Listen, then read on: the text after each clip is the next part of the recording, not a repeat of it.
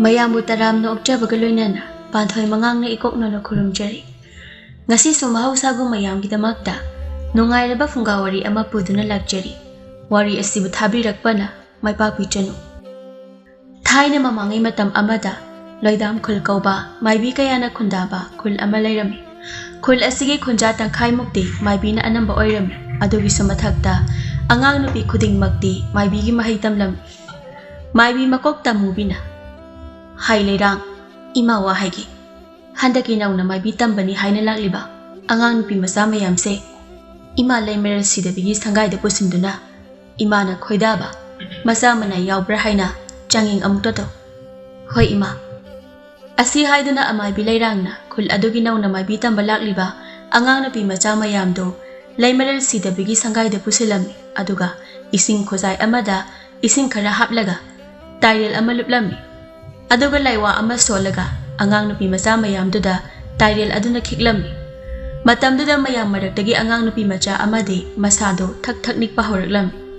Matamduda Leirangna laiwa ama amuk sonduna tairel aduna angang nupi macha adugi masada khiklami. Matamduda angang nupi masado wakhalaklami.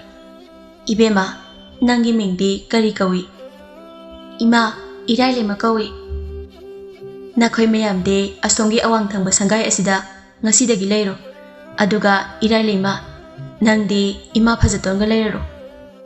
Asi haiduna Leirangni irai lemabu makhus samduna maibi phajatongi manakta puraklami. Maibi phajaton maibi ataidagi khara tonganbi maibi oirami. Aduna madi anambana matomta leigali. Phajatona hai Leirang karigino nangna asuk nauriba angang asibu aigi nakta purakliba sibo. Ima angang se imana tapi tambidrabadi yadaba matang haida oire. Irai lema imaga phajana leiro ai chale. Asi haiduna Leirang mafamdu thadoktuna chatkirami. Irai leimadi maibi phajatonda tingak maingak nana yengduna adum leirami. Ibema nahangna pamba ado tawduna leyo. Adubo aigi tumbadadi thugairakanu. Asi haiduna maibi phajatondo hakang wawa chanduna magi famung leiriba kadu damna changkhirami. Kaino aibu mafamsida itomta kanasu yaudana leiba tarabro. Asi khana irai leimadu akoiba aduda koilei leiduna yenglaklami. Matamduda sumang maton aduda hauriba langthrei ado haifet lenglaklami. Kaino ne langthrei asibu makhong panba dawna tarukliba sina. Asi khana irai leimadu akoiba aduda kina koyeng yenglami. Matamduda langthrei aduna tabli irai lemagi manakta changlaklami. Madu ubada irai lemadi kiduna machi lengda leptuna leirami. Hai nupi masa nang butakpi tambi dawribasi maibi phajatona nate aina ne. Kaino ne masigi langthrei asidi mata amane chatpasu ngami wa ngangbasu ngami. Aduga ibusu migi lairam tilamgi maramda tambi ni hairi. Asi khana irai leimadu kaptoira noktoira khangdabi tumina leptuna leirami. Nupi masa kaidawre tumina leirabadi aina hairibase tadabro nangbo. Tai asengbagi aibu maibigi mahai tambidawriro. Hoine asi haiduna langthrei aduna irai leimada maibigi oiba mahai kaya tapna tambiba haurami. Tanzaduda maibi phajatondo hakang wawa chalaga amuk tholaklami. Madu ubada langthrei ado hanagi mafamda tumina lengdana leikhirami. Ibema matamse thengzilakle. Sangai akoibase amukta sitok sengdo imana sak thongbiraklage. Hoi ima. Asi haiduna irai lema sangai adugi akoiba ado sumjit ama paiduna sisin sengzilami. Asomdana irai lemagi mamado madomta yauzabi masanupina maibi loisangda leikhiba aduda wakhal nungai jaramde. Thaubana hai nupi nanguna midang wairam isilakline. Aduda ungduna leirano lamto sisin sengzalune nangbo. Tampakna makhoi papong amakakta yauzabi isana maibi loisangduda karamnano leiram dawribasibo madi migasu kaya punba hainadabani. Mama karisu thoina khanjilanuda maso ada yanaba adum leijaramni. Asi haiduna thaubana magi nupibo themjinbirami. Tampaksu mapuroibana adumna themjinbiba aduda wakhando khara dilumlami. Aduna phuk hawgatuna imong manongdo sisin sangjilami. Asumna matam khara hawkhre irai leimado langthrei aduna nungti namit khudingi tingkhong laikhongi maramda khajik tambirami nongmagi numita irai lemana khangningna langthrei aduda mahakna mirol ngangba ngamliba ase mataw karamna no haina hanglam nangbo aina mirol ngangba ngamba ase mataw karamna no khangningbro khangninge munna taro adudi ai wari do haigise asi haiduna langthrei aduna thaina khul aduna konthok lakpa hoba matamgi wari ama liraklami matamduda khul aduda Sileima kaubi Lairembi amana taibo migi saklo langduna khul aduda khundarami thagoina isu Sileima nahaku ngasidi thelong khonba chatlaroidro abo ngasidi chatlaroi aikhoigi abokto masa nungaite hai aduna manakta lengdana leirage hoini nabok na ngamdrabadi manakta lengdana leibiyu asi haiduna thagoi hoi nupi mari mangado khuldugi awangda leiba turadu tamna sakhiram Sileima su sumang matondagi sing akang bakhara du khomjilaga imung lomda pusinkiram asumna matam khara hawkhra batungda Sileima gi mabok ado nonga khirami maibi amubina hai ibi ma Sileima nabok su laikhidre tawri base yum sida natomta leiba yaba nati kanade ngasidagi nangsu ima gida punna leirasi ima aide yum se thadokna chatpade pamdabani adubo itomta leibadi yadabanina imana haibado yarage asi haiduna Sileima do upai leita mafi marong khara yomsinduna tholaklami lao ima gida chalasi hoi ima asi haiduna Sileima do maibi amubagi matung induna maibi loisangda leirami asunda matam khara leirabada nongma Sileima gi khomlen manglan chada ima leimerel sidabi laklami leimerel sidabina imom ibema nahaki taibang sintha pangbagi pungpham ado yawraklene asi haiduna ima leimerel sidabido ahangba malangda mangkhirami matamduda Sileima do aphing aphai oina mikap khangthok tholaklami haujikidubo kari mangno asi haiduna Sileima mamai mamita kariba humang marik singdo makhutuna tapna taithoklami aduga masado tapna phathajaraga amuk tumsinaba hotnarami mathangi ayukta Sileima do makhutta pun ama paiduna turelda ising sokpalaklami matamduda thangnaba khondagi pakhang amasu longup tamba lakpaga mapa chanarami thanil Sileima ubada mamit kuptana yengduna ngahak leirami thembungna ita kaidawre tumina lepraga leirabade aha kishi tawdrudi lao asi haiduna thembungna thanendo chinglaga pukhirami matawduda Sileima do noklaga yenglaga lehaurami asumna matam khara hawkhra batungda thanelga Sileimaga turel mapalda toina thengnabadagi kauna ngangna tawba hawraklami nongmagi numita Sileimana turel mapalda phi suge haina lakpada thanel sumataw khara longup tanduna leiba thengnaram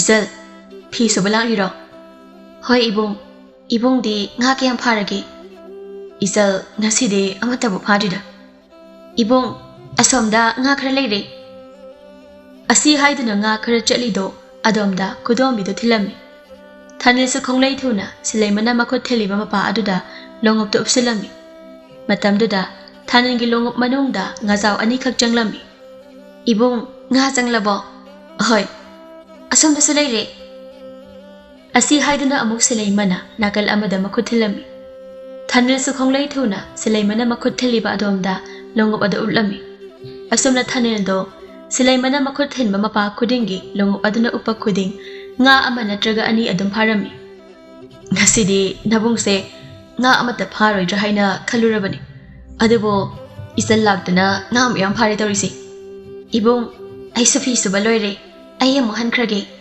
ngai ko nga khara pukhona purege de ibung sangai dadi nga sabinaba kana seleite ai sele asi haiduna Sileima lai khudeng adu makokta thongalaga chakhirami thanil Sileimana sakhiba do mamit kuptana yengduna lehaurami asumna matam khara hawkhre maibi amubina migi paunin kholdagi Sileimaga thanilga kauna ngangna tawbudu khanglami amubina Sileima ima ngasidi wa khara haigi ima kari takpigadabono yengoi nangsu amaibi ekhoigi sangaida leirabanina mina nangbu amaibi ama oina khanaramdawribani aduna lambi lamjauda nupa nahaga toina kauna ngangna wari watai toina tawgano asi haiduna nupa nahaga toina kauna ngangna wari watai tawraga mabu minata thi soinaina ngangna khini aduna matungda meina mathakta wa ngangna danaba honau haina hairam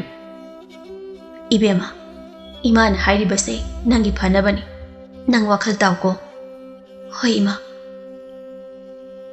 asi haiduna Sileima do tumina leirami adobu mapukningdadi thanal gawari saba phangdrabadi nungaifam khangloi haina khalam asumna matam khara hawkre Sileima thanil thengnarasu leithoklaga chatnaba toina hotnarami thanina ida aibu Sileima da kari akaiba tawkhrabage mana ayuba kudingi leithoklaga chatnaba honarisibo thembungna kaisu akaiba tawkhiba leiteda mana haina zadadana tawri oiramni thoina khanjilunu asi haiduna thembungna thanalgi nungaitaba do koknaba hairami adobo thanalgi mapukningdadi jingnaba amadi poklami nongmagi namita Sileimana ising thopa lakpada thaninna mabu ngaiduna leirami thembungna idaw nang nangaido adalaklidu aha ida aibo ma uraga wa haiba ngamgadawa mandri lupa mandaba tawr chalo asi haiduna thembungna thanalgi masado ilami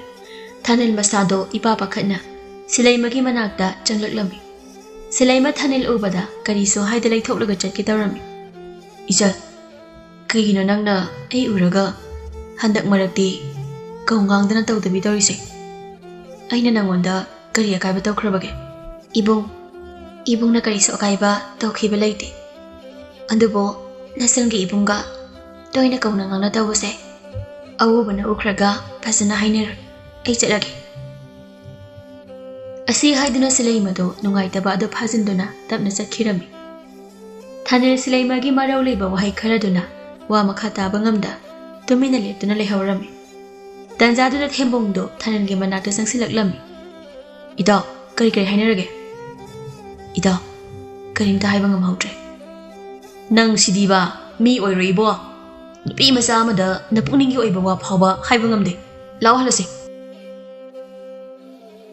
asi haiduna thembungna thanil busingduna pokhirami asomna matam khara amu haukhirami phagi dagi thanil do Sileimagi wakhalda chagani thakani haiba phawba kausileklami masagi matau aduda thanilgi mamado yamna pakhatjarami aduna makhoi khunda leiba maiba amagi manakta laklami tombana ise kari leirage lakthokta na lakbo tomba aise nanga tanadaba yadaba arubo pham amagini laklibase ise naupa leiringi debu karigi aruba haiba amamu leiba yaba natini wafamdo karino hekta haibiyo naupa nu la henjage tomba nangi phagi do matang chadre asi haiduna thanalgi mamana machanupagi oiriba matawdu tamlami tomba thanalgi mamana hairiba mayamdo munna tarami ise atudi sumdawrasi horendi ai sanglaroi hayengse ai ngantane hekta lenglaklage aduga ibungo adugi masado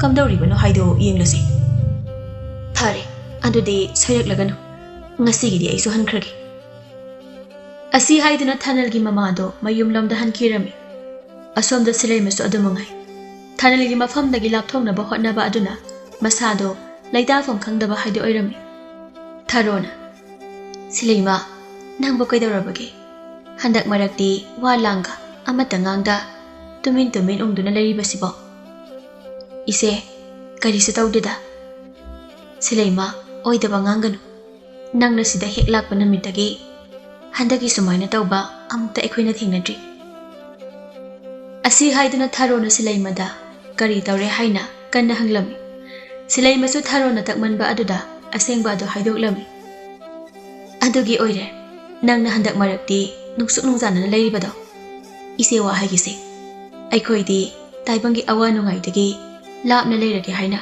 mafam asida leiraklabani aisu khangi nahak mafam sida nasana pamna lakhibana nate haiba adubo mafam asida leirabanina ima amubina haiba inbatabani asi haiduna tharona Sileima bu wakhal phathabirami Mathengi ayukta Mai batombato Pigi khau ama yalaga Thanil hoida laklam Ho ise Thanil gi mama simina kaubagi makhol tabada imungdagi tholaklam Tomba nang laklidana lao kakhalo Asi haiduna Thanil gi mamana mai batombagi phida tharami aduga imungdo onsinduna masan pabu kauthoklam Thanil su mamana kauba taraduna masado ihei hainingdana mapalda thoraami Ima aibu kauribo karigino Hai ataigi nate Nangi mama sida nangi mihuldo amte yenghalu Ima aidi karisu tawdana karigi mihul yengadawribano Ibunga macha nangse wahayam nangang dawrida Iman harise kok taw kaidawge Thanil mamana haimanba aduda makhut oidu mai batomba pirami Ibunga khut yetu piro Thanil mai batomba makhut yet piro haiba aduda makhut yetu amu pirami Tomba Thanil gi khudang mihuldo kupna yenglami Ise yamna lubabudi nate adubo aina lekhai tadaba amadi leire Yumda mingsal kanglon amuktagi yengki Aduga lekhai targa karina fani haido hairik Tomba nahakna namak nupagi se amukta kokna bokhatnaune Ise kari mata waruno Naupa leiri basidi Naupa na fanaba loini singi Ngasigidi aisi yorake Asi haiduna mai batombato mayumlomda perperp laklami Aduga mahaki lai sanafam arunba kaduda changlaklam aduga tabu adu hanglaga manungda phina yomliba mingsel adubu lawthoklami aduga laiwa ama solami matamduda mingsel aduda silaimagi mitam taraklami aduga amu mitam adu mangkhraga Lairembigi amagi mitam amu taraklami mitam adu mitna kupada adumak mangkhiram Thanil bulai busaraga nupi masa asida yawriba Lairembigi asigi mayai asi Aigi oinaba honadaba yade Asi khana mai batomba kari tawsige haina khanba hawraklami asum khalakpada Thanilbo lamlaima oknare haina hekta haizilaga thabak thoram bomba tapna hawna phani haina khalami nakal amaramdana Sileima do wakhal asum khalakpada Thanil ga hanagumna kauna ngana adum tawbana phani khalami aduna turel da ising sokpa chatba khuding Thanil thengnarabadi khana asum laklami Mahakna lakpada lambida thembungga thengnaram Ta thembung Ta Thanili udina Karino ngasisibu numisibu nongsuptagi tholaklabra karino Nangna Thanil hangisibo Sileima thembunggi waduda khaji ikaiba poklami aduna wa makhata dabi tumina lekhiram Phagi tawbanida Asi haiduna thembungna Thanina oiriba phibamdu tamlami aduga wararop tawna Sileimada Nahan kai karigi Thanindagi leitholaga chatlino haina hanglam Ta thembong nasalso upai leitabadagi nakhoidagi leithokna bokhatnabani Asi haiduna mahakna maibi mayamgi sangaida leiba amade maibi mako amubugi wafamda tamlami Aikhoidi adudi karimata khangdabanina nangonda yamna lana lawre wafamse ai itaw Thanilda su tamlage ngasigidi ai siyawkhrage Asi haiduna thembungdo taha hankirami Silaima su thembungna hankraba tongda ising soklaga sanglen tan hankirami Thembungdo Thanil hoida Thanilbu kauduna taha changlaklami Hai thembung kaidawre Ima itawu leitabro Madi famungda unglaga lehobani chango magi manakta Hoi ima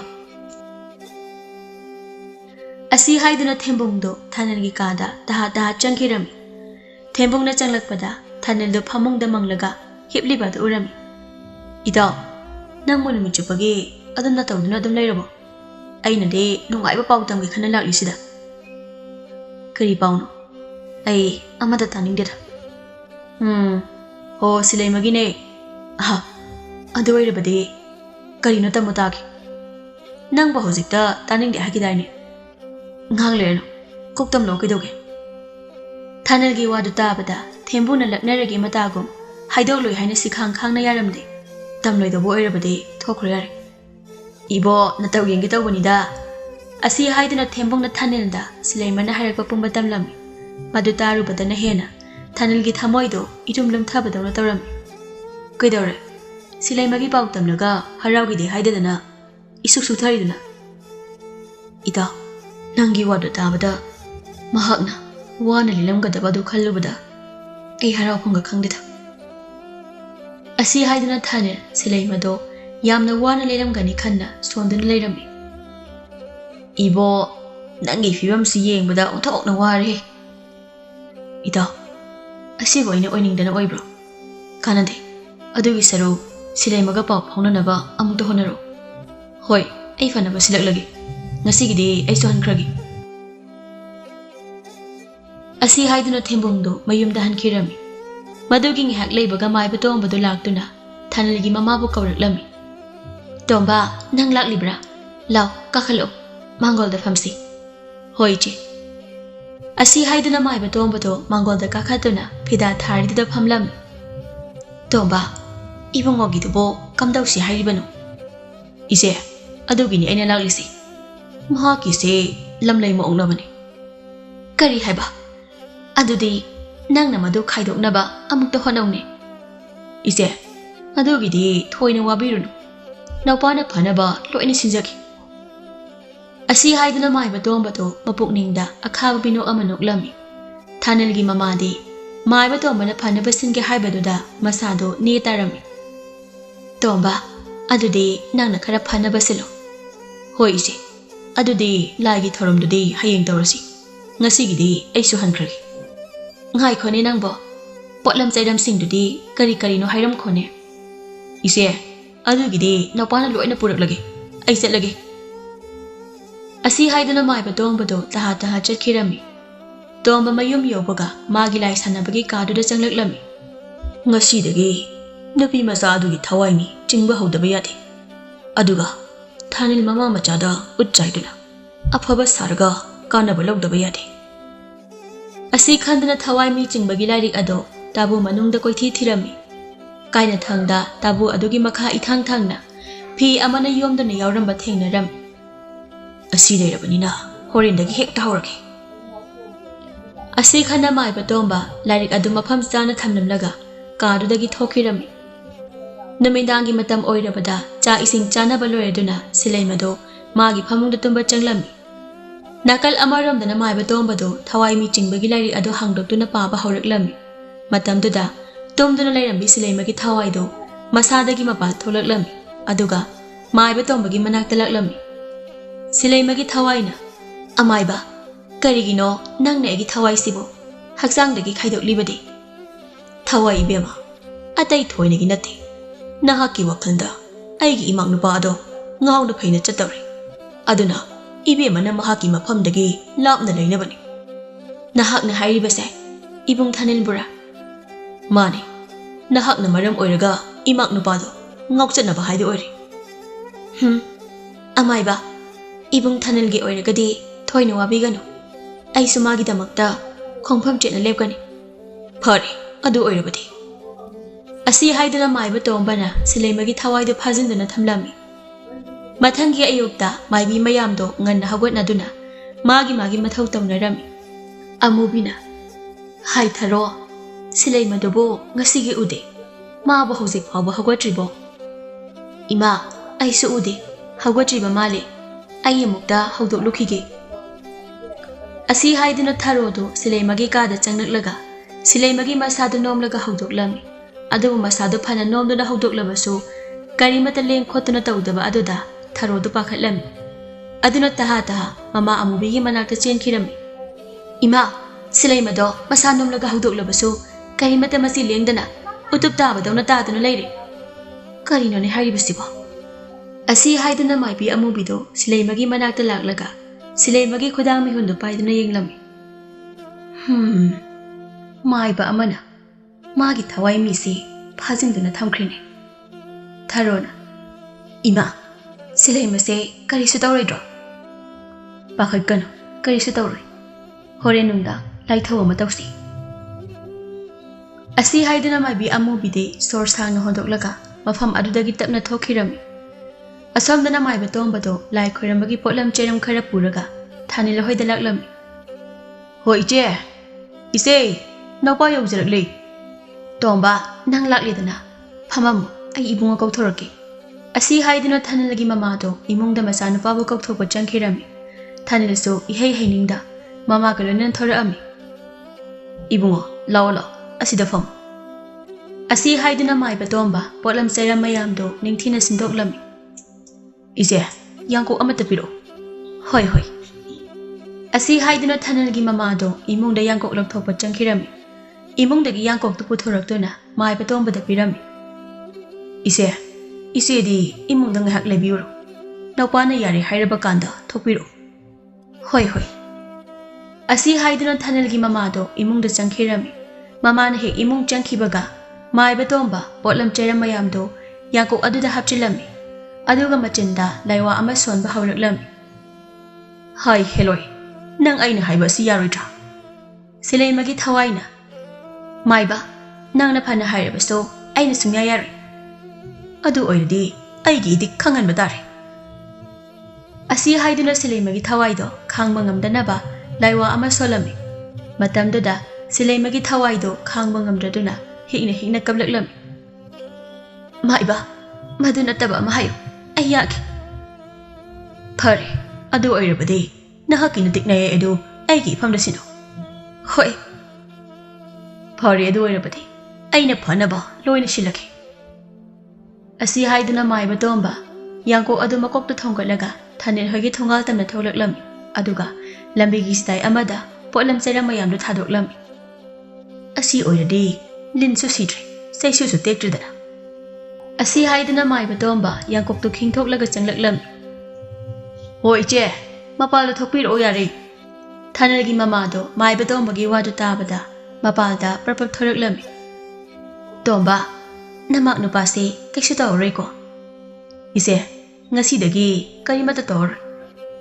Phare adubo oirabadi. Ipana wana hotnabidana namak nupasi asoi angamdi yaudri. Sese nangi awamani.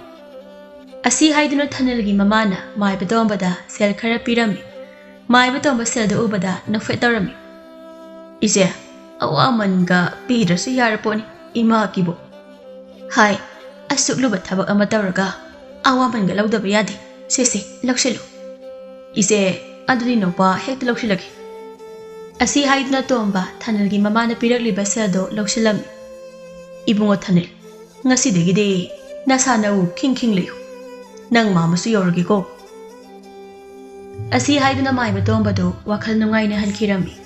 Asomdana Sileima na wakhal tadana leiba aduda tharona manakta lengdana leiduna kopna senarami. Sileima, nang na tawriba sibu kaino.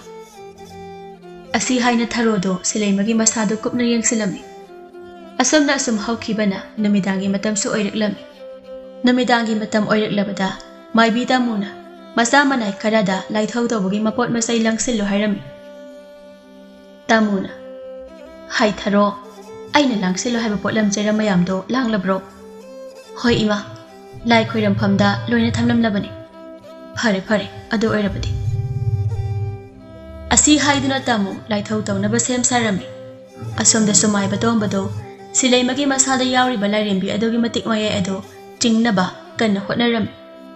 Matamsida maibi tamuna laithau ama tawbadagi Sileima gi masada lotlamba Lairembi adugi matik mayai pumba phudoraklami. Sileima gi thawaina. Maiba macha, hauzikti nangna ibu phajinduna thamba ngamlaroi. Nangbo aina khana chawba ibuda wangbrel gi masai konda. Hoi launa hoi thakragi. Asi haiduna Sileima gi thawai aduna maiba tomba gi mangaksamado met ke tawrami. Tombana. Ima takhile nasabo ongta kanbiyo. Asi haiduna tomba do kina khanglaw lawrami. Tanja aduda karomdagino khanghaudana. Lai gi matik chelabi lai phattabi sanabi ta khelaido chongthoraktuna Sileima gi thawai adugi makhutto ngakthoklam. Ai ama ichaw chawna leiringaida. Ai gi isa inaibu kanana so sokpa ngamdawba matik nati. Lai phattaba khara sanaraga mi gi thawai miral chinglaga natik nayai khara leire haiduna adu hakna napal tawba. Ngasidi nangi napal do ai ni yai thatlagadabani. Takhele aibo mai thiba pini haijaba su sari. Natik kayam lege haido yengba tare. Asi haiduna makhoi anido laiwa kapna ba hawraklami. Makhoi anido amana amada henjinba pakna ngamnaramde. Adubu mamai thangda Sileima gi thawai aduna lakchaba asumasum helaklami. Matamsida takhelaido kari tausiga haina khalami. Asum khalakpada tausinaduna nanthoknaba hotnabana phani khalami.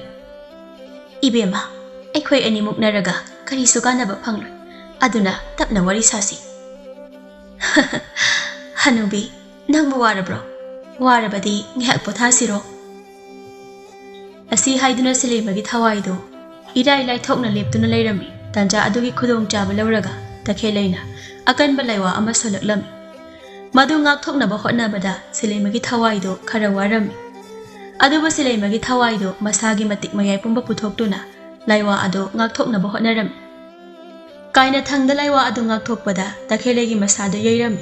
Matam aduda takhelegi masada sathuptuna leiriba lai phataba adu paithokiduna mafam adudagi chetkitawgi tarami. Matamduda Sileimagi thawai aduna lai phataba adubu pharami. Adubu lai phataba adu maithiba pinaba hotnabada lai phataba adugi matik mayai adu lainungda phumjillami. Matamduda Sileimagi thawaido mami khara khara samjilaklami. Asomdana Sileimagi masado taibungmegi phibamdagi langthrai ama onkhirami.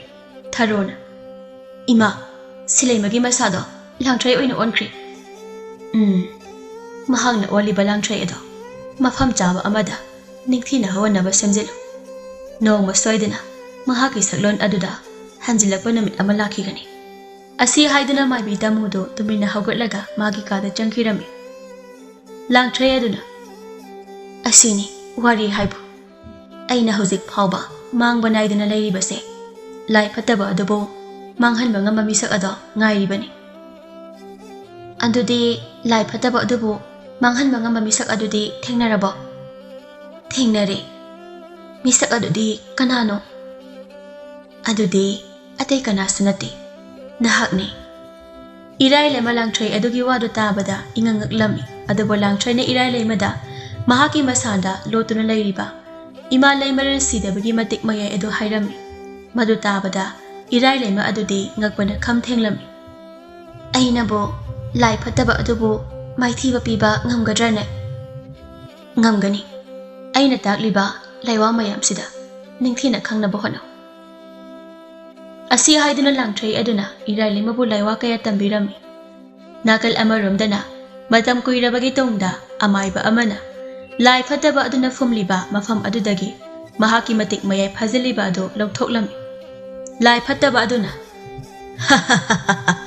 ngasidi ining tamle ngasidi aibu phajinduna thamliba mahak adubu manghallage. Asi haiduna lai phataba ado Sileimagi khongol liraklami. Mahakna sum lakpada Sileimagi thawaina onba langthrai adugi manak leplami. Aibu matam koina phajinduna thambagi mahai oina ngasidi nahaki lemhokha langthrai asi phawa lemna tharar. Irai lemana kanano matam chadana laukhong tawriba.